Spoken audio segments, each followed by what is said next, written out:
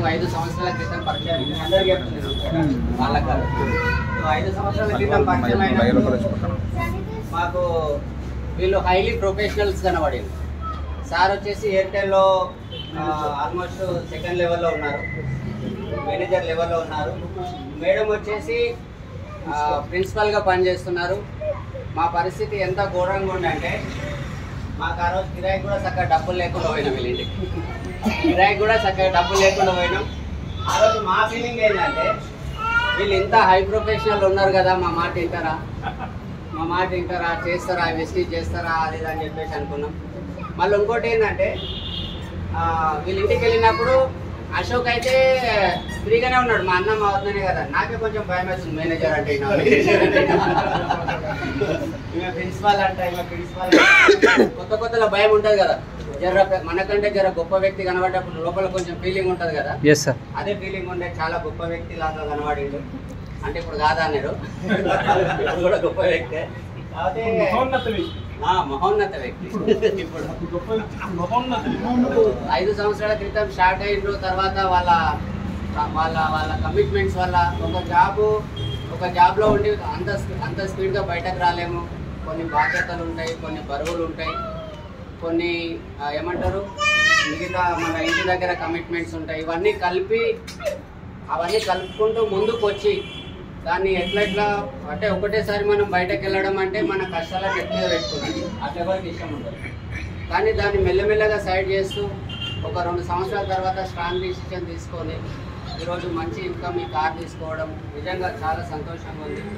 ఇక అంజలి గురించి చెప్పాలంటే ఆమె అంజలి కాదు, తీసేస్తే జాలి ఉంటుంది కదా, ఆమె జాలి మనిషి, మొత్తం జాలి మనిషి. అయ్యో అన్న, అయ్యో అక్క, అయ్యో తమ్మి అని చెప్పేసి అంతా జాలి మనిషి అండ్ చాలా హంబల్ మనిషి. నేను అశోక్ తర్వాత కోపం రాకుండా ఉన్న వ్యక్తిని చూసిన వ్యక్తి ఏకైక వ్యక్తి ఈమెనే అనిపిస్తుంది. అసలు కోపం ఈమెకు వస్తుందా అని డౌట్ వస్తుందా? చాలా చాలా అంటే కూల్గా ఉంటుంది, చాలా కూల్గా మాట్లాడుతుంది.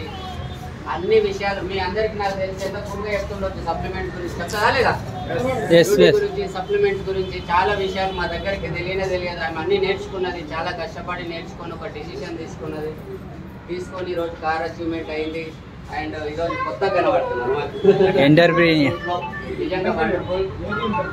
అండ్ దాంతోపాటు ఈ అంజలికి నా దాసుడు, అంజలి దాస్, ఈ అంజలికి నా దాసుడు. ఆమె దుర్గా అయితే ఈయన దాసుడు, పక్కబడితే మేము బాబు అని పిలుస్తాం. సో చాలా అన్యోన్యమైన జెండా, చాలా కూల్, చాలా టెన్షన్ ఫ్రీగా. ఆ జాలి, ఆ దాసోహంలో కొంచెం లేట్ అయింది కానీ లేటెస్ట్గా పెళ్ళిన కార్ తీసుకున్నారు. మీ అందరు గట్టే కార్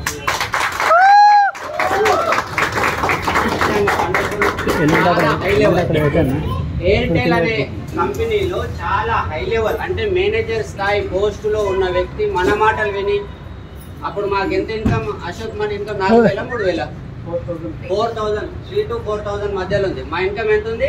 3 to 4,000. 50,000 40-45,000. ఆ రేంజ్ లో కూడా మాకు మర్యాద ఇచ్చి మటన్ తినిపించి మటన్ పెట్టిండు. ఆ రోజు నాకు బాగా గుర్తు, ఏ డౌన్ లైన్ ఇంట్లో మటన్ పెట్టలే, వీళ్ళింట్లోనే ఫస్ట్ టైం నేను మటన్ తిన్నా. నాకు తింటుంటే భయం అవుతుంది, వీళ్ళు పెద్దోళ్ళు అంటే గడుకోసరికి ఇట్లనే ఇట్లా తింటున్నా భయం. ఈయననేమో నాకు అన్ని ఎట్లా మా అన్న మేనేజర్, మా వదిన ప్రిన్సిపల్ అనే కానీ నాకు మనమేమో రోడ్ నుంచి పోతుంది, ట్యాక్సీ డ్రైవర్ నుంచి పోయినాం కాబట్టి ఆ గుండెలో భయం ఉండే. కానీ చాలా మంచిగా రిసీవ్ చేసుకున్నారు. ఆ రోజు నుంచి ఈ రోజు వరకు మంచిగా నోటి నిండా అన్నయ్య అని పిలిచే ఏకైక వ్యక్తి అంజలి అండ్ దాస్ అన్న. నిజంగా మా భార్య అయిన క్లాస్మేట్స్ అంట, నాకు తెలియదు, 1 year సీనియర్ మేము.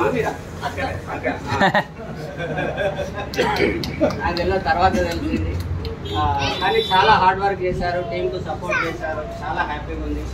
ఇలాంటి కారు తొందరలో ఒక 1-1.5 yearలో ఇంకో మా మామ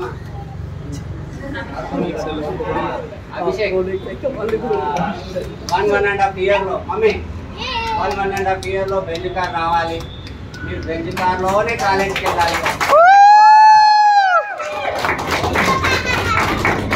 1-2 years లో బెంజ్ కార్ రావాలి, బెంజ్ కార్లోనే కాలేజీకి వెళ్ళాలి. డిసైడ్ అల్ట్రా వాష్ ఉంది కదా, దాన్ని కూడా కష్టపడండి. తొందరగా బెటర్ బిన్ అచీవ్మెంట్ కానీ అండ్ వీళ్ళని చూసి నేర్చుకోవాలి. ఎందుకంటే ఆల్మోస్ట్ ఎయిర్టెల్ మేనేజర్ స్థాయి అంటే ఒక్కసారి ఆలోచించండి. ఎయిర్టెల్ అనే కంపెనీ ఎంత పవర్ఫుల్ ఉంది, ఎంత సక్సెస్ఫుల్గా నడుస్తుంది, ఎన్ని కాంపిటీషన్ తట్టుకొని అలాంటి కంపెనీని ఇంకా హైకి తీసుకెళ్లే వాళ్ళు ఇలాంటి వాళ్ళే. అంత రేంజ్ లో ఉండి కూడా మన కంపెనీని అర్థం చేసుకొని ఈరోజు చేసిందంటే గ్రేటా కాదా? మనమంతా కూడా ఒకసారి ఆలోచించాలి.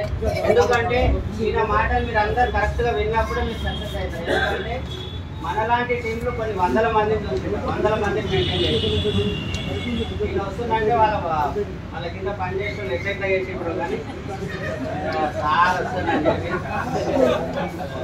నిజంగా అలాంటి వ్యక్తి మీ అప్లైన్ కావడానికి గ్రేట్. ఇక్కడ ఎవరైతే ఉన్నారో మీ అప్లైన్కి ఒకసారి పెట్టే క్లాస్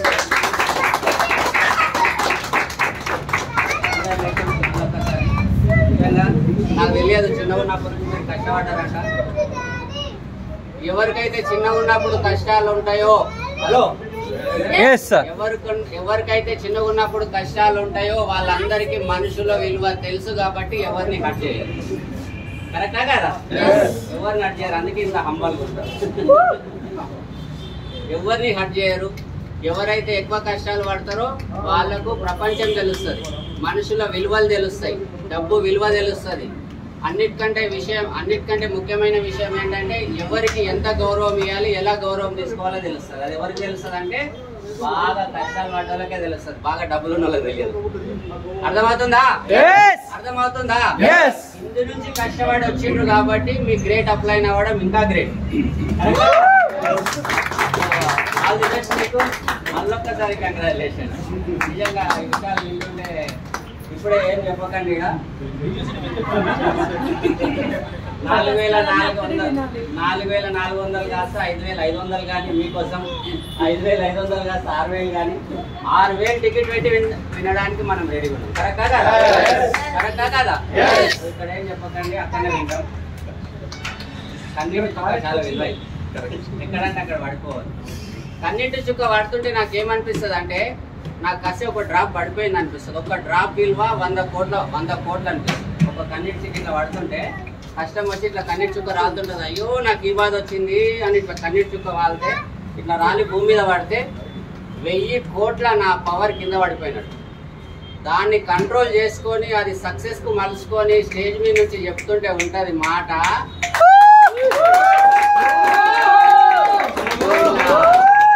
ఇట్లా కింది నుంచి ఎంటికలు నిలబడి ఇట్లా కిందికి రాగానే ఇట్లా అట్లా ఉంటుంది. అందుకే కన్నీటి చుక్కలు ఎక్కడంటే అక్కడ రాల్చకండి, అది చాలా విలువైంది. అర్థమవుతుందా? అర్థమవుతుందా? ఆల్ ది బెస్ట్ మీ అందరికి. మళ్ళా next me car and wheeling నేను రావాలి. రాబోయే ఒక 1 year లో నేను రివ్యూ చేస్తాను. చిన్న కార్లకు నేను రాను, లగ్జరీ కార్లకి ముందే చెప్తున్నా. 1-2 years లో నా 50 లక్షల చెక్ ఎప్పుడు వచ్చిందో ఆ రోజు చిన్న కార్ల అన్వీలింగ్ రాను.